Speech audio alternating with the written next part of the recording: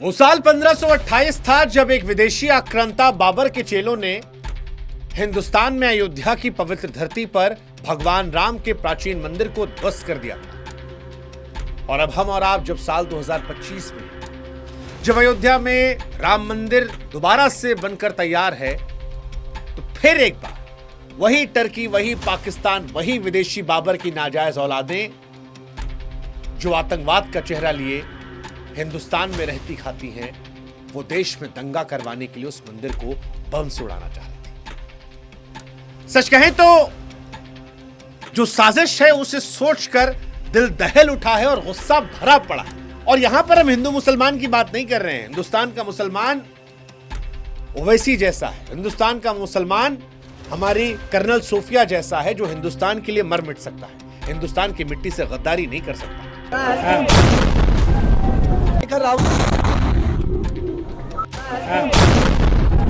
ये जिन बाबर की नाजायज औलादों की हम बात कर रहे हैं, ये वो हैं जो हिंदुस्तान की मिट्टी में रहते हैं, खाते हिंदुस्तान का हैं, लेकिन सुनते पाकिस्तान, टर्की की। और यही हुआ। ये जो पकड़े जा रहे हैं ना डॉक्टर्स, इनको लेकर खुलासा हुआ है कि टर्की में बैठे कोई उकासा नाम का आतंकी था, जिसके इशारे पर ये हिंदुस्तान को दहला रहे थे।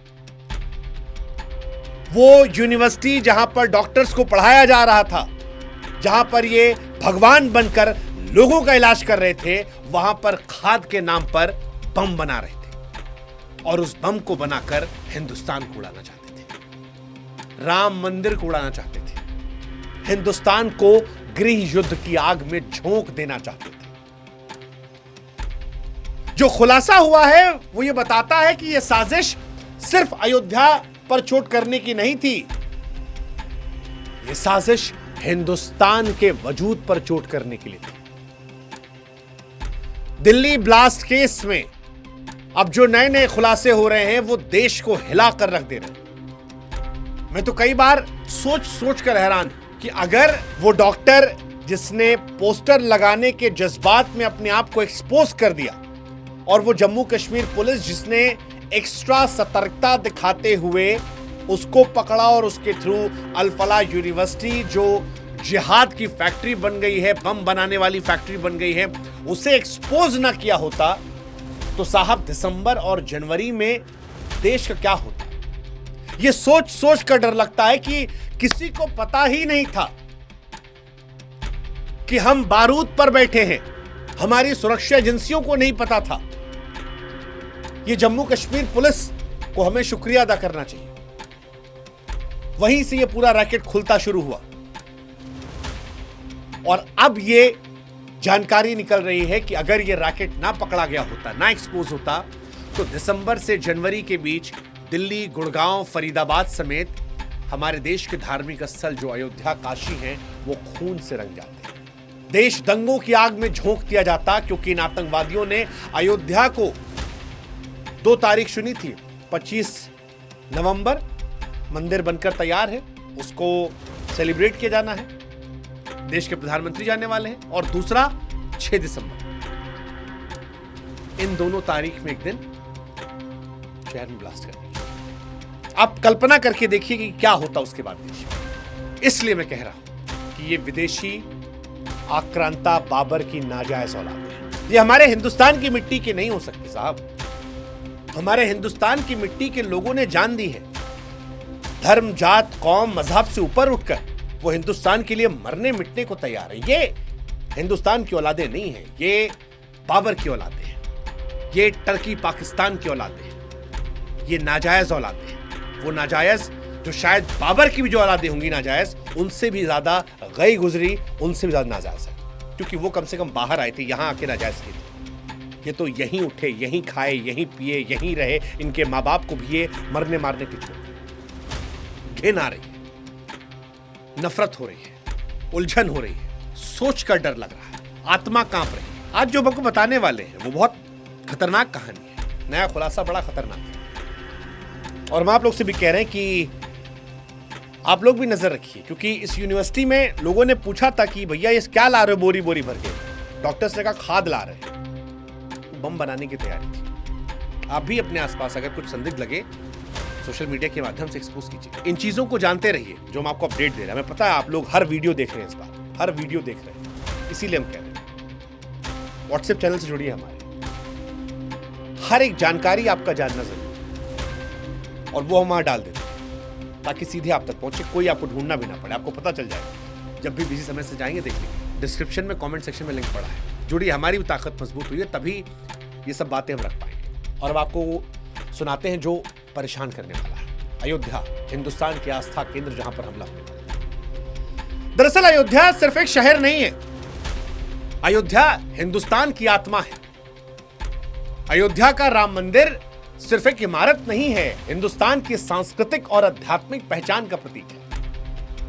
इसे तोड़ने की कोशिश करने वाले न सिर्फ करोड़ों हिंदुओं की आस्था पर चोट कर रहे हैं, बल्कि पूरे देश की एकता अखंडता को चुनौती दे रहे हैं। क्योंकि हिंदुस्तान का कोई भी नागरिक, मैं दावे से कह सकता हूं, चाहे वो किसी भी धर्म का हो, हिंदुस्तान में हिंदू, मुसलमान, सिख, ईसाई, कोई भी, वो इस मिट्टी से प्यार करता है, इन नाजायजों की तरह नहीं। हिंदुस्तान की धरती वो पवित्र धरती है जहां पर भगवान राम का जन्म, लीलाएं देखी, और राम सबके हैं, हर हिंदुस्तानी के दिल में बसते हैं। राम से सबने सीखा है। सदियों तक, 500 साल तक इस देश के हिंदुओं ने संघर्ष किया है, आंसू, बलिदान, कीमत चुकाई। उसके बाद सुप्रीम कोर्ट का वो ऐतिहासिक फैसला आया, मंदिर बना। 2 साल से मंदिर बन रहा है, अब जाकर कंप्लीट होने वाला है। और उस मंदिर को, उस सभ्यता को, कुछ लोग जिनका इस मिट्टी से वास्ता है या कहें नहीं वास्ता है, ना देश की सभ्यता से वास्ता है, ना देश के लोगों से वास्ता है, ना देश के हिंदू मुसलमान से वास्ता है, वो इसे खून से रंगना चाह रहे थे।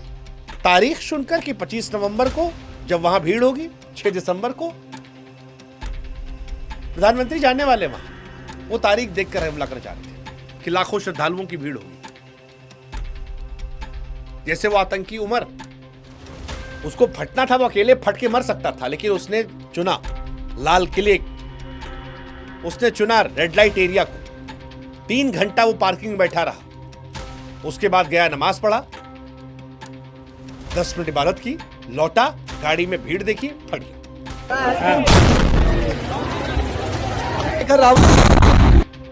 सच कहे तो ये सिर्फ हिंदुस्तान के दुश्मन नहीं है, ये इस्लाम के भी दुश्मन है, ये कुरान के दुश्मन है। ना होते तो इनको एहसास होता कि इन्होंने मासूम मुसलमानों को भी उस दिन मार दिया।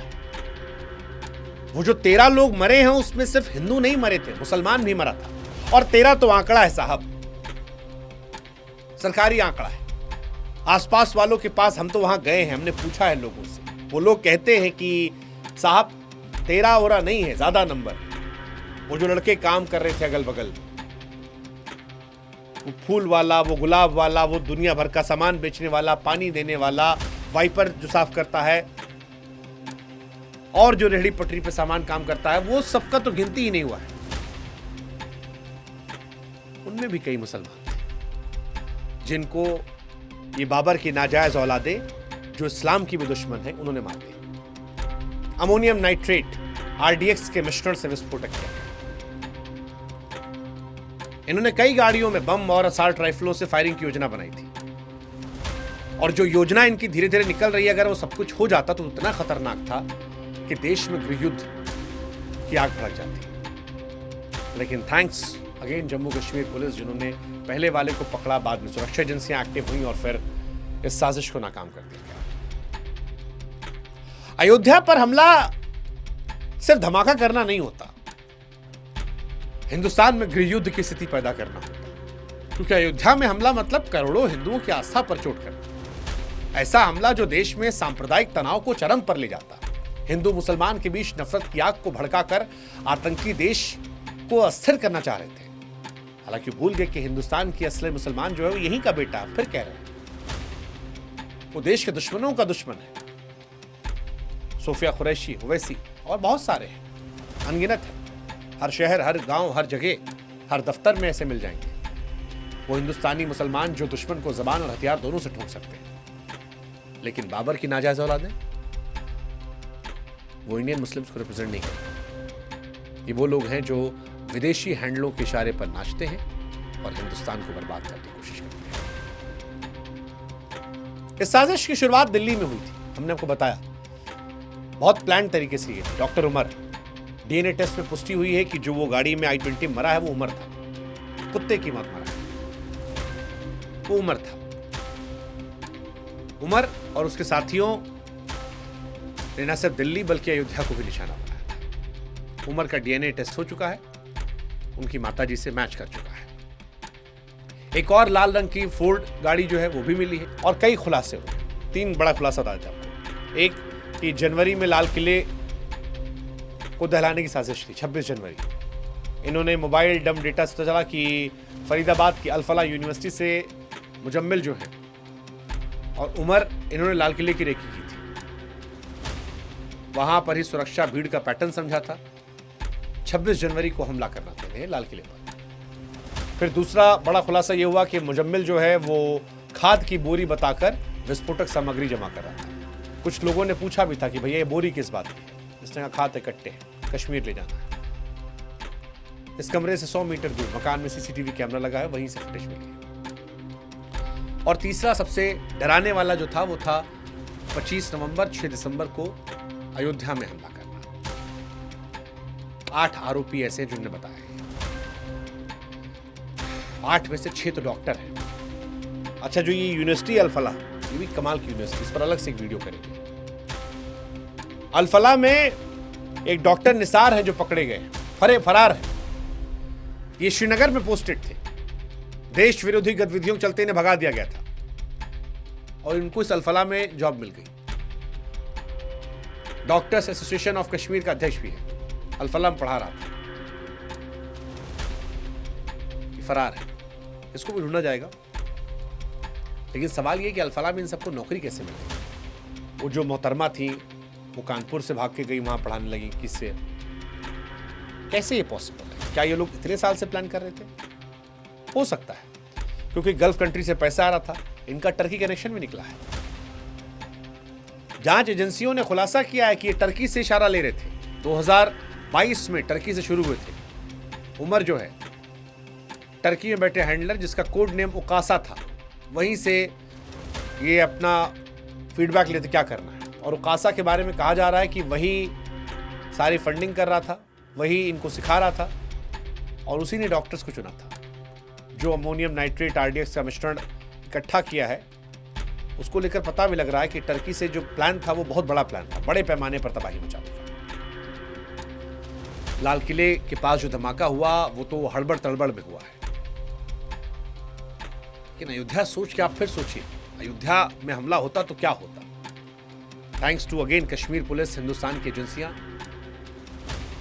हाई लेवल मीटिंग और दोषियों को पकड़ने की कार्रवाई, एनआईए, दिल्ली पुलिस, सुरक्षा एजेंसी सब एक्टिव हो गई। ये सब खुलासा हो गया। शायद इसी वजह से वो जो हम कल्पना कर पा रहे हैं वो आकार नहीं लिया है। लेकिन खतरा नहीं टला है, खतरा टला नहीं है, क्योंकि दिल्ली कार ब्लास्ट और अयोध्या पर आतंकी हमले की साजिश ने साफ किया है कि हिंदुस्तान के दुश्मन चैन से नहीं बैठेंगे। और ये वाले पकड़ गए। न जाने कितनी बाबर की नाजायज औलादें होंगी, टर्की की नाजायज औलादें, पाकिस्तान की नाजायज औलादें जो हमारे देश में रह रही होंगी, हमारे देश में पल बढ़ रही होंगी, यहीं पढ़ती होंगी, यहीं खाती होंगी, लेकिन हिंदुस्तान को बर्बाद करने की कोशिश कर रही, चुप बैठी होंगी। हालांकि उम्मीद है, सुरक्षा एजेंसियों पर भरोसा है कि वो इन चुनौतियों के लिए तैयार है। बाबर की नाजायज औलादें जितना नाचना है, टर्की में बैठे उकासा के इशारों पर नाच लें। हमारी सुरक्षा एजेंसियों और हिंदुस्तान की मिट्टी में ताकत है जो इन साजिश को नाकाम कर रही है। और रही बात अयोध्या के राम मंदिर की, तो सुन लो बाबर की नाजायज औलादों, वो आज भी खड़ा है, हमेशा खड़ा रहेगा। हिंदुस्तान की आस्था और एकता के प्रतीक के रूप में, और ये आस्था और एकता हिंदू मुसलमान दोनों साथ लेकर चल रहे हैं। हमारी सुरक्षा एजेंसियां, हमारा देश और हमारे देशवासी, तुम कितनी भी कोशिश कर लो, इन साजिशों को धूल में मिला देंगे। हमें गर्व है हिंदुस्तान की मिट्टी पर, राम मंदिर पर, अपनी आस्था पर और अपनी एकता पर, जो हिंदू मुसलमान सिख ईसाई मिलकर बनाते हैं।